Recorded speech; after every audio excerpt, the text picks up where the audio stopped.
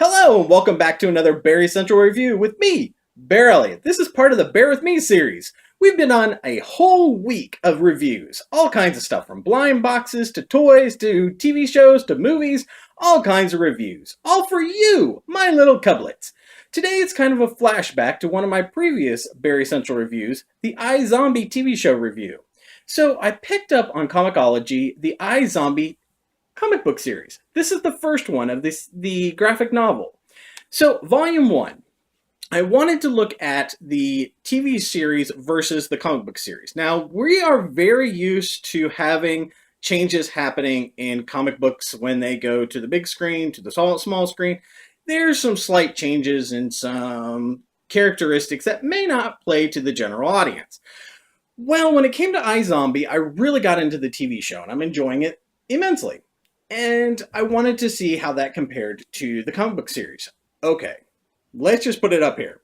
These two are like completely two different worlds. Yeah, they're nowhere close to each other.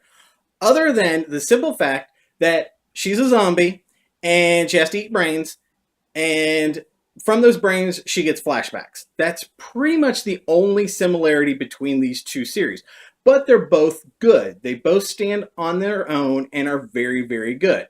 So, TV series. We have Liv Moore. Now, Liv Moore was a medical student who gets attacked, kinda, not bitten, but she gets scratched by a zombie and therefore gets infected with a virus that causes her to become a zombie. She loses all of her pigment in her skin and also her hair. Basically, she goes goth. That's what her little cover story is. Instead of continuing her medical, career, because she's not really a doctor yet. She's in medical school. She's doing her internship.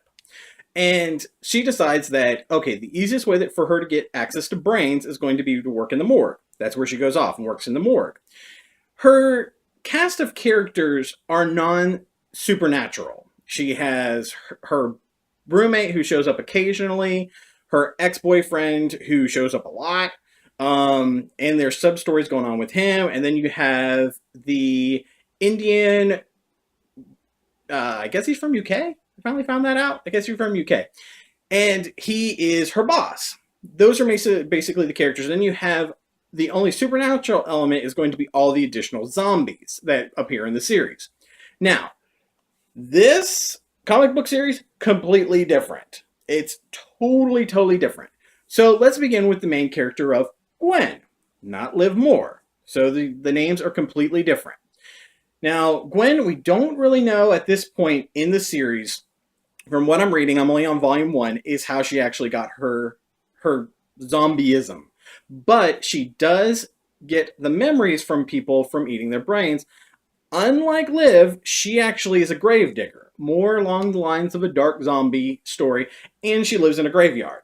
Appropriate for a dead person. Liv at least gets to sleep in a bed. Not Gwen. Gwen gets her brains from recently deceased. She buries them, digs them up at night, chops off the top of their head, eats their brains, gets their story. Voila. Her cast of characters are extremely different compared to the TV show. So first we have Ellie. Ellie is a ghost who passed away from being hit by a bus, and it goes into a little bit about there's ghosts all around us. Her second main character, or cohort in the series, is Spot, the were-terrier. Now, he's not a werewolf. He turns into a dog man every 30 days. That's interesting. Very different. It's not the traditional werewolf, so at least we have a little bit of slight variance on the story.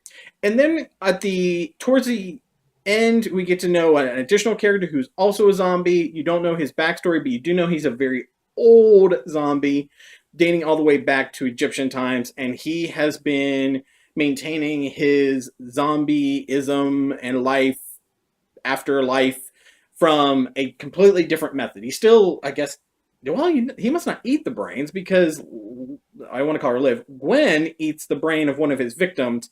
And then there's also vampires. On top of that, you have these monster hunters involved in the series as well. All of that is not in the TV show. It'll be interesting to see when and if the series gets picked up for a second season, if that's going to be introduced or not, but very different. So, overall, my reactions to the two series. I like both. I think both are great, but that's the only thing has these two series in common is the name. And basically, it's a woman that eats brains and gets memories from her victim, or the victim. That's it. But hey, I'd say check it out. It's definitely worth your time, and when you can catch it on Comixology on sale like I did, it's even better. I think I got it for 50% off, so I think it was like only $5. So it's definitely worth that amount. So I say check them out. Check out both, because reading is fundamental. I got that from another podcast. Yeah, totally stole it. So changing it into a geek form. I don't know how to do that. But anyway, so I hope that you've enjoyed this week of reviews. I've really enjoyed doing them. They've been something a little different. I've been slowly integrating reviews into the channel, but we're going to go back to doing a lot of our LGBT focused stuff.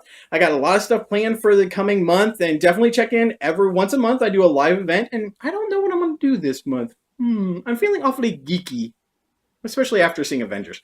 So until next time, you guys have a fabulous day, and I hope that you get out there, find a comic, go out and read in this beautiful spring weather. And until next time, bye, Coblet!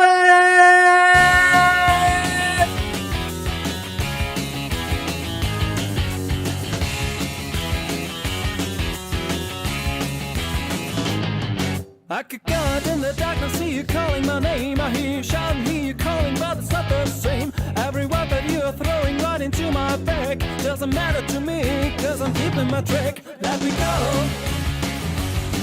Let me go.